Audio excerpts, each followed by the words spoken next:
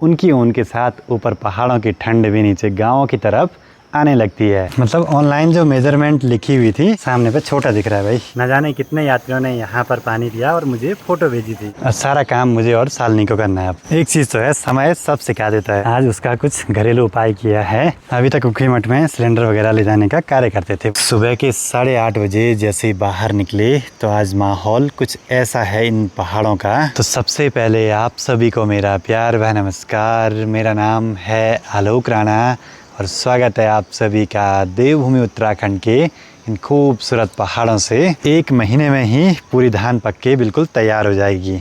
उसके बाद हरियाली कम और पीलापन बढ़ना शुरू हो जाएगा। बाकी सुबह सुबह का अपना पहला काम परवाड़ी वाले घर की ओर जाना, वहाँ के काम करने के लिए। कुछ समय में यहाँ बहुत सारे फूल हो जाएंगे। पप्पा जी लगे हैं उनके मुंडियों को निकालने पे। आज हम तीनों को जाना है परवाड़ी वाले घर पे। फटाफट काम फिर जल्दी से हो जाएंगे। ऐसे में बाइक और स्कूटी बड़ी काम आती हैं भाई, क्योंकि परवाड़ी वाले घर पे तो डेली ही आना होता है अपना। आजकल यहाँ आसपास काफ़ी झरने दिखाई दे रहे हैं, पर क्या करें, ड्रोन उड़ाने में डर लग रहा है भाई कि वो कभी भी लैंड हो रहा है, फोर्स लैंडिंग हो रही है। एक बारी गौशाला के काम करते हैं पूरे। पप्पा जी को अभी गाँव में मीटिंग में भी जाना है। इन रास्तों में इतनी फिसलन है, यहाँ पर आज किसी ने दूध या छाछ वगैरह गिराई है भाई। संभल के चलना पड़ता है आजकल।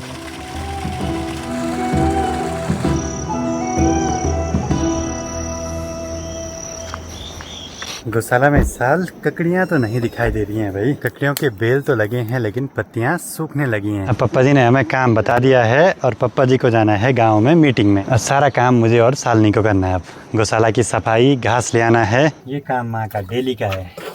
हम तो पहली बार कर रहे हैं भाई। अब यहाँ पे भी प्रैक्टिस चल रही है गाय के नजदीक आने की। सालनी को मार दी ना गाय, बस कुछ नहीं कर रहा।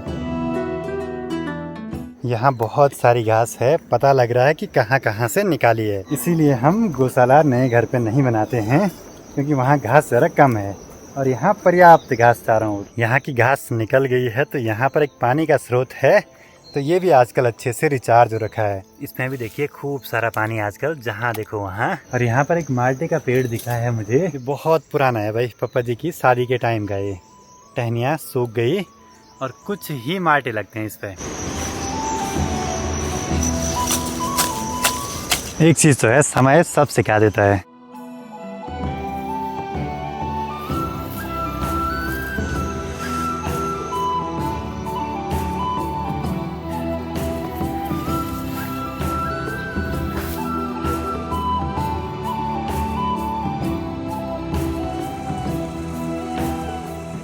आज कुछ कलमे वगैरह और ले चलते हैं धारे के पास लगाने के लिए, क्योंकि घर पे यहाँ बहुत बड़ी झाड़ी है मनी प्लांट के पौधे की।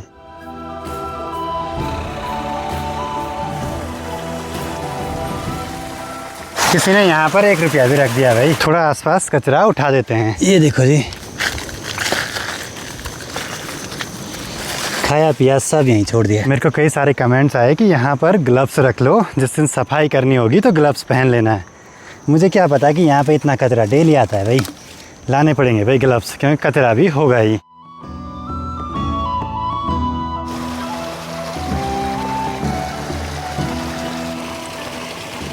धारे पे पानी खूब आता देख बढ़िया लगता है भाई, कि जो काम हुआ था बढ़िया हो गया उसका रिजल्ट। न जाने कितने यात्रियों ने यहाँ पर पानी दिया और मुझे फोटो भेजी थी, तो बढ़िया लगा भाई ये सब देख के। कुछ दिन पहले एक ज़रूरी सामान मंगवाया था अमेज़ॉन से, फाइनली पहुंच गया। ये भी शिवालय के लिए। घर की ओर आगे बढ़ते हुए अभी यहाँ पर एक बॉर्डर जी मिले हैं भाई ऊखीमठ से। नहीं बोल पाते हैं, न सुन पाते हैं और सिलेंडर ले जाने का कार्य करते हैं। और इसमें ना इनके बारे में सारी कुछ चीज़ें लिखी हैं भाई।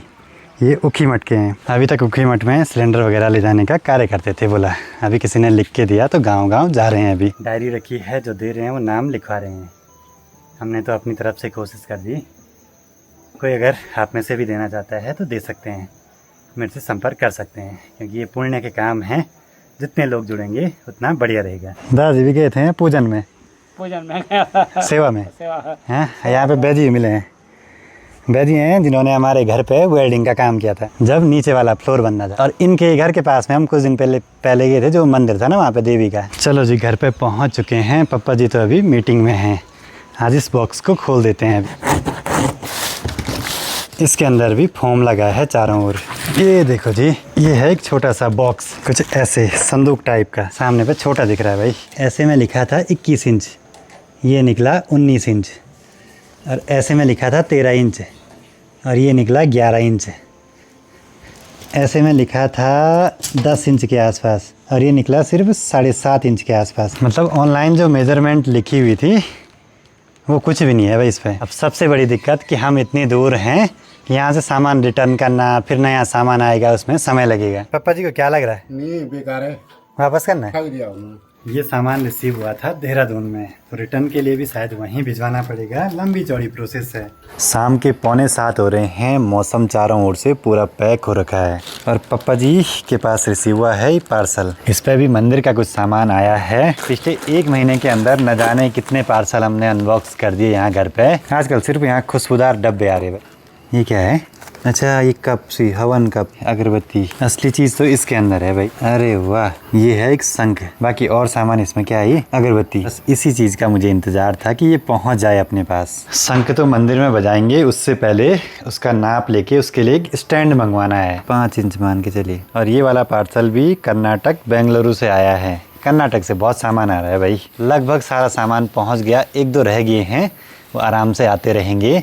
तो परसों सोमवार को ये सारा सामान मंदिर में पहुंच जाएगा। सारे काम एक तरफ और ये वाला काम अलग ही भाई। इसकी बहुत बड़ी जिम्मेदारी है अपने पे, अच्छे से निभाना इसको बहुत ज़रूरी। आप यकीन नहीं मानोगे, मेरा कंप्यूटर टेबल सिर्फ मंदिर के सामान से भरा है, जहाँ देखो वहाँ। अब ये सामान भी इसमें ऐड कर देना है, पर सबका सामान मैंने अलग अलग रखा है जिससे पता लग पाए कौन कहाँ से आया, क्या आया। जो भी ये सब चीज़ें हो रही हैं बिल्कुल अच्छी हो रही हैं। मतलब कोई घी का डब्बा भेज रहा है तो दूसरा रुई की बत्तियां भेज रहा है, मतलब आरती वगैरह करने के लिए।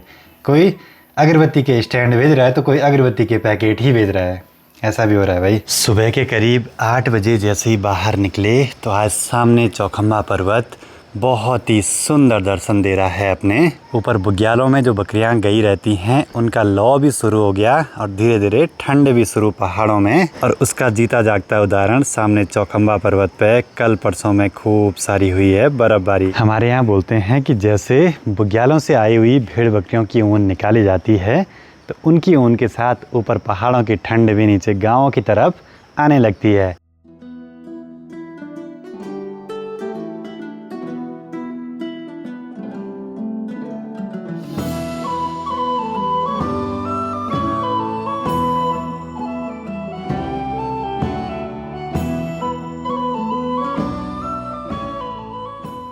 बाकी अभी अपनी तैयारी है ऊखीमठ मार्केट की ओर जाने की। कल जो संदूक ले आए थे शिवालय के लिए, उसके नीचे से लैग वगैरह लगानी है। चलो जी, अब तीनों निकल पड़े हैं परवाड़ी वाले घर की ओर। मुझे तो जाना है Ukhimath market. Half T shirt में ठंडा महसूस हो रहा है। अक्टूबर के महीने से बहुत ठंड बढ़ जाती है इन पहाड़ों में। सालनी और पप्पा जी का स्टेशन तो आ गया। आजकल पहाड़ों में ये सबसे ज़्यादा डर, पत्थर देखो ऊपर से कभी भी गिर सकते हैं और कहीं पर भी।